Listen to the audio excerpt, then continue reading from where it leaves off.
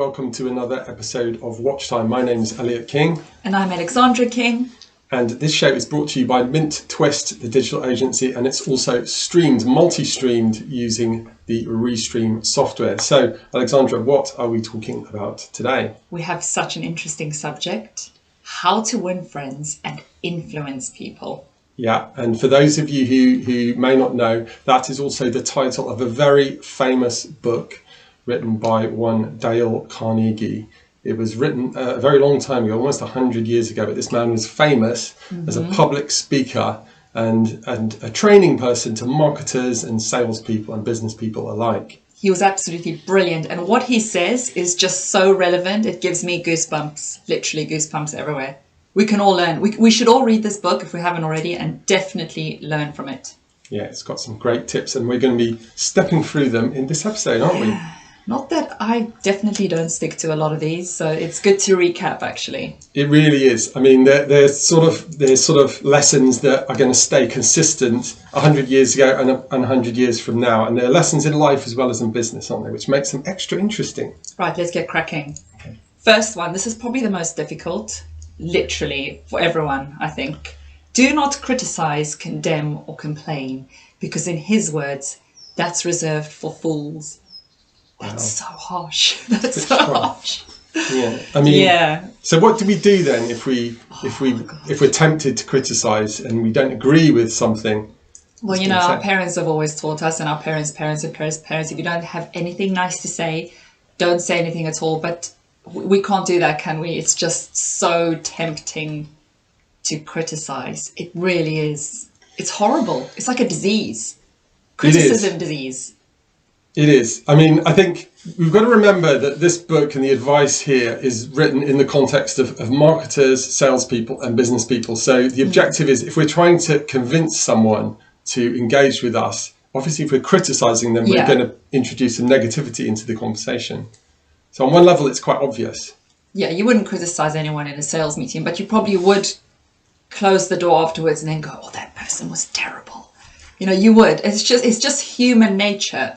So we have to fight that urge, I suppose. Yeah.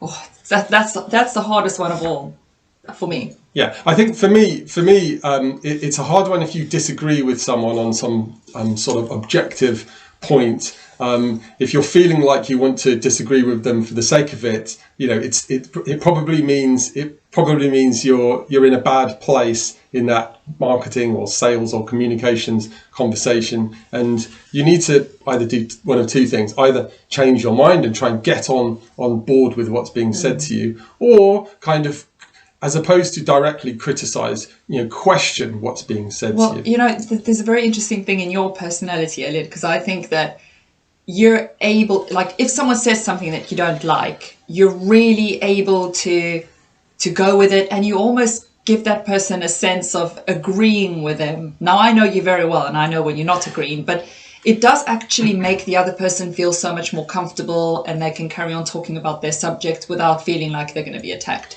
I cannot do that.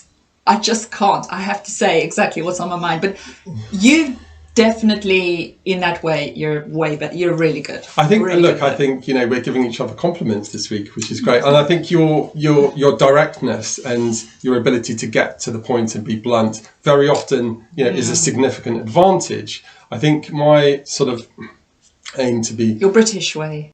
Britishness, I suppose, is one way of describing it. I think helps me out in sales conversations, but I have to say it comes from a genuine place. I do try and look at the other person's point of view, and I think probably that's the true lesson that underpins this piece of advice. Right, let's move on to the next one. Be generous with praise.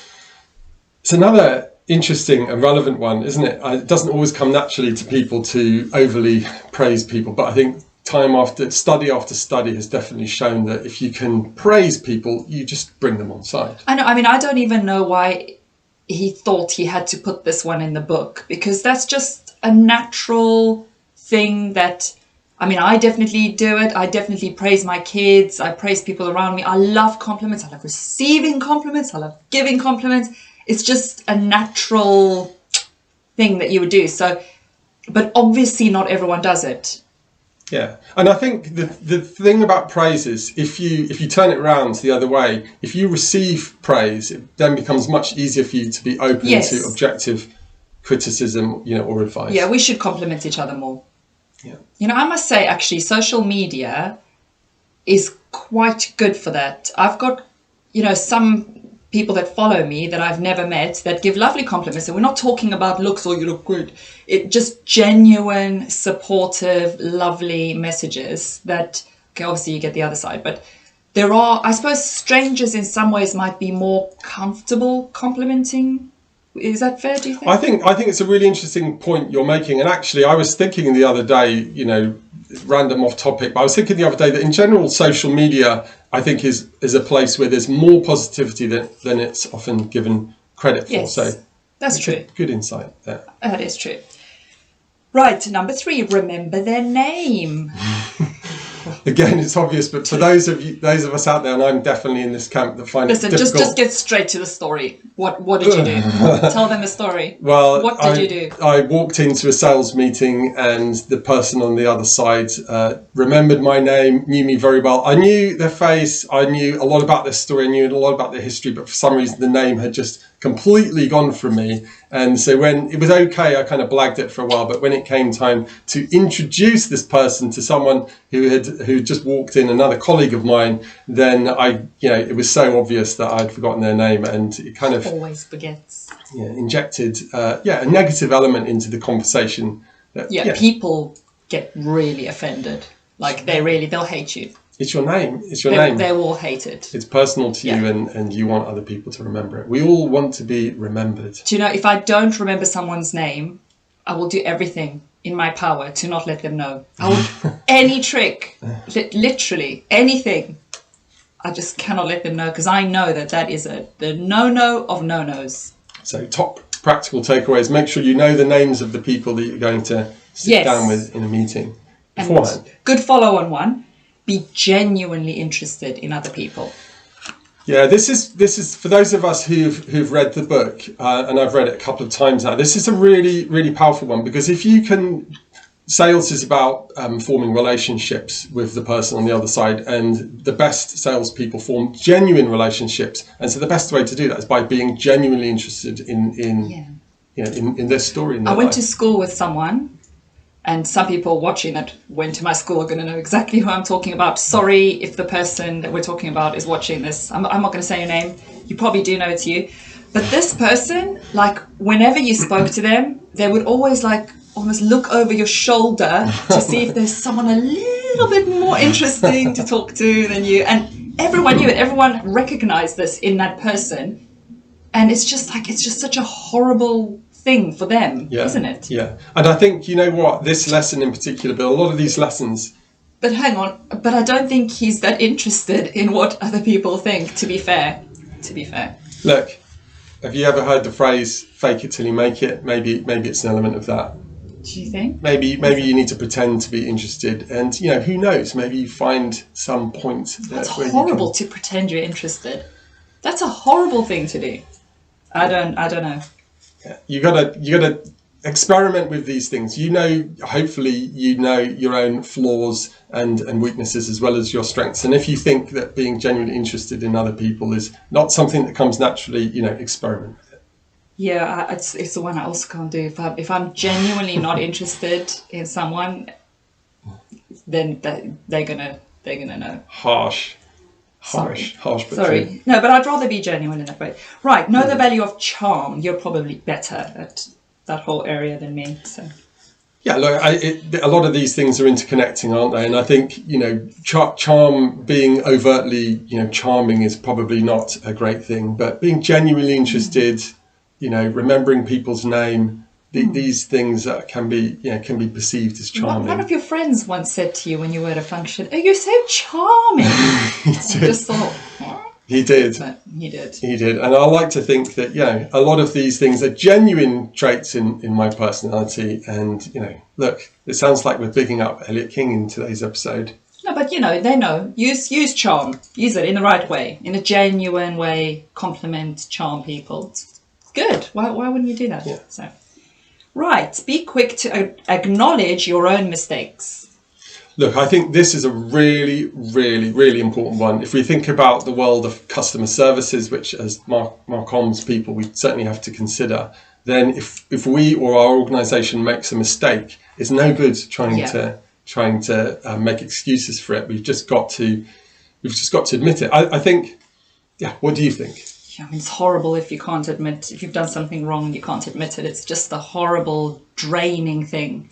You've got to own it. One of the first rules for customer services people when a customer is making a complaint is, as the customer service or as the points that they've chosen to sort of make that complaint, then we as professionals need to get on the side of the customer. If we don't understand the nature of the complaint, first of all, we've got to make sure we do understand it and empathize with them. Yes, and you cannot go through life expecting to never make a mistake. You will 100% mess up. It's how you mess up. And it's what you do afterwards. I think mistakes are normal. They're a part of everyday life. As individuals and as organizations, mistakes are going to be made. But if we can rectify them, then therein lies, an opportunity to improve that relationship. One of my favorites next, number 7, don't attempt to win an argument. Yeah. This one, I had to read this chapter a few times to really get my head around it. But what Dale Carnegie was saying here is that it's impossible to get someone to change or even move their position by arguing with them. Yeah. Because even if you think you win the argument, actually you haven't. They're just not telling you. Yeah, even if you dismantle their arguments with wonderful objective facts, it just can backfire. Even if you're just so effective at arguing, it can backfire. And I find this one hard because if there is an argument to be had, I love presenting all the facts of exactly, and actually this is so accurate because when I've done that, I've never had a great outcome.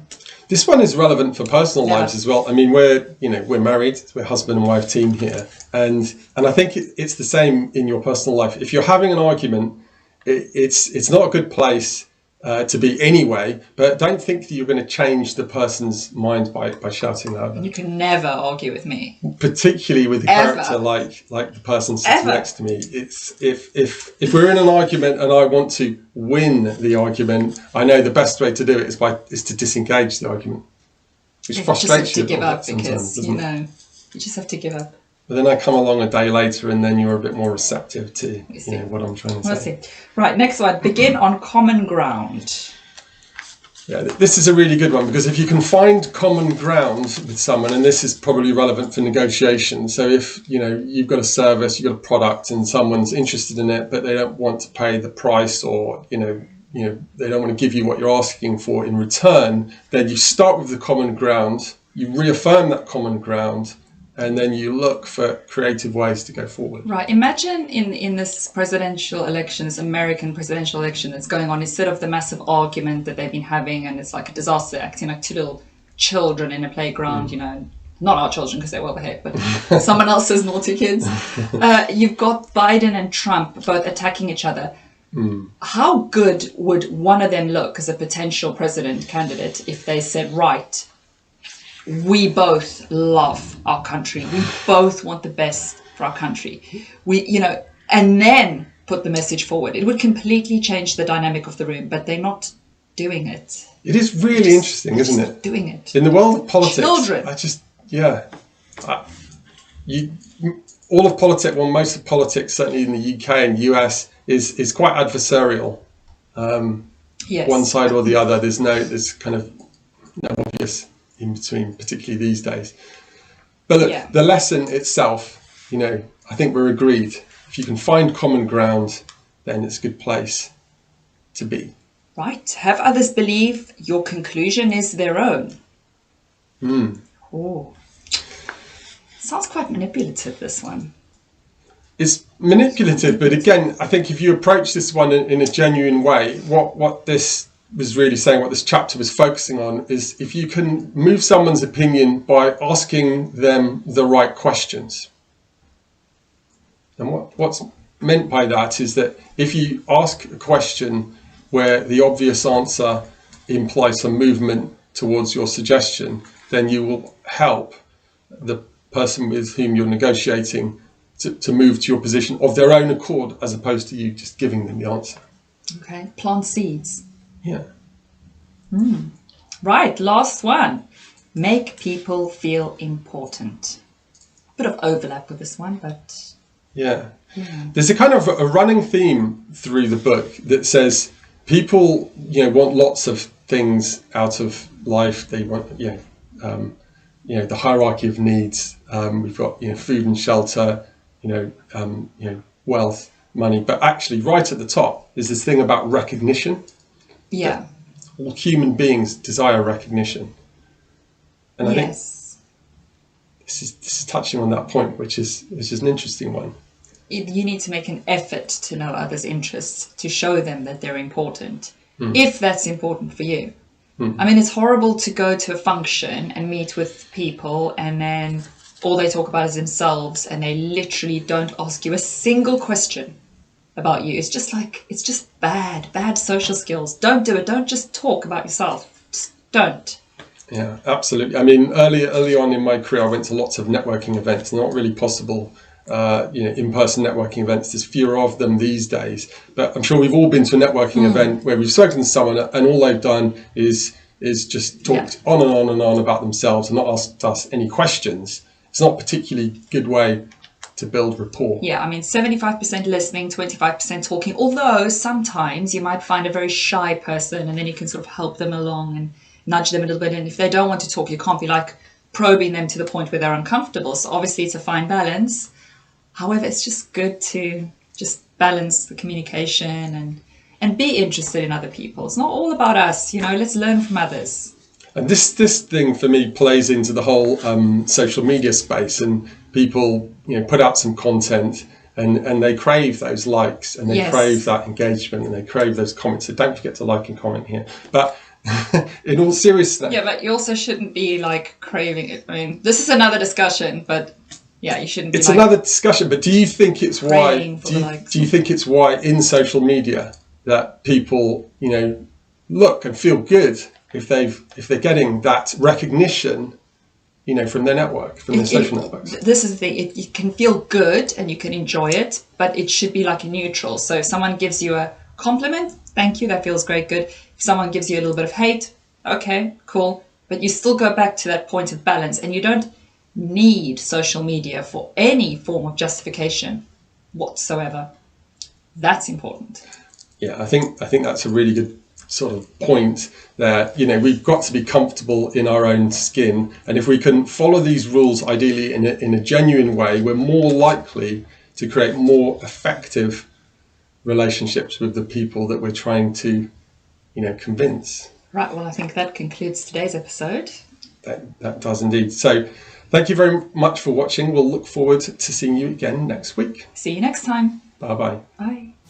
Thank you for listening to the Watchtime podcast, brought to you by digital agency Mint Twist.